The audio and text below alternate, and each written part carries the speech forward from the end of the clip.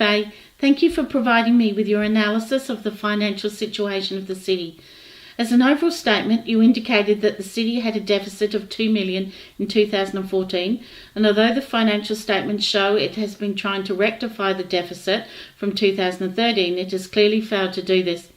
I can see that you applied ratios to the information given in the financial statements to provide a clearer picture of the financial situation without having to analyse too much data. You noted the income statement shows the city has tried to increase revenue across most areas, but generally hasn't been successful. You point out that taxes have remained at the same level, projected grants did not appear to be successful, and although fees did increase, they did not reach the projected targets. The city was also unsuccessful in trying to reduce expenses, achieving only a slight decrease in salary costs. Nevertheless, I note that this was still a 33% improvement from 2013 and a step in the right direction. On the cash flow statement, you note there is an income cash surplus of $6 million, but the $8 million outflows deficit brings the balance to $2 million overall deficit. From the balance sheet, you note the long-term liabilities have been reduced by the $5 million loan repayment. Interestingly, you indicated that it also appears there might have been a drop in the building value or share value, as there was a drop in the value of fixed assets. Turning to ratios, you advise that a calculation can be made of the long-term debt divided by the fixed assets to provide an indication of whether the long-term fixed assets can be sufficiently financed by the long-term sources of finance. This ratio you put at 1.1. I'm not clear from your description what this ratio is telling us.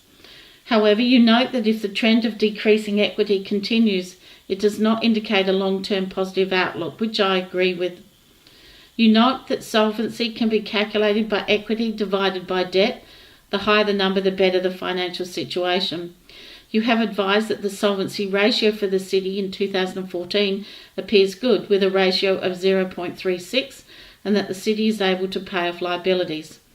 Whilst debt to equity is a useful indicator, I think solvency is calculated by equity divided by total sources of finances, and in fact the ratio is 0.27, which is not as good as you indicate, although it does mean that equity covers 27% of the total sources of finances.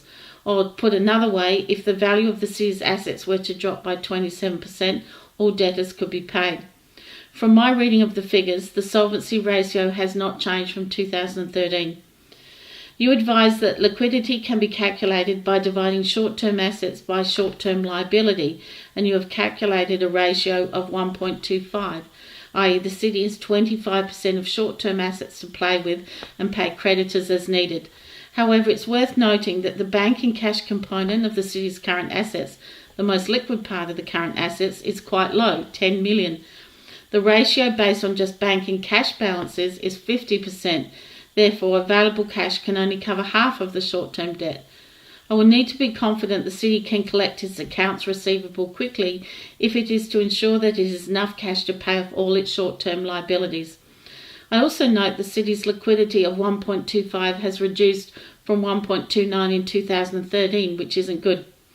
You advise that a good indication of the city's financial performance can be obtained by looking at the total cost from the income statement divided by the total expenses.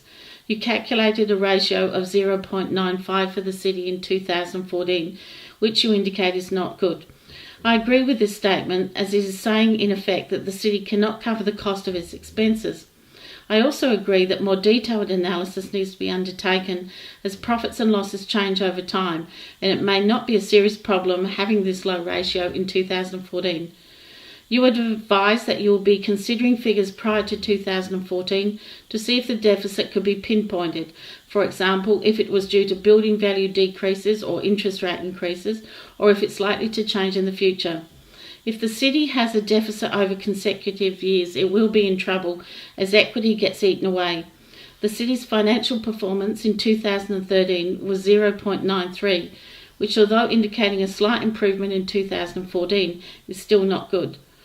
I would suggest the city is unlikely to become bankrupt, but it may get dictated to by the central government, concerned about continuous losses and lack of equity, and banks will require higher interest rates or more restrictive borrowing conditions due to the higher level of risk.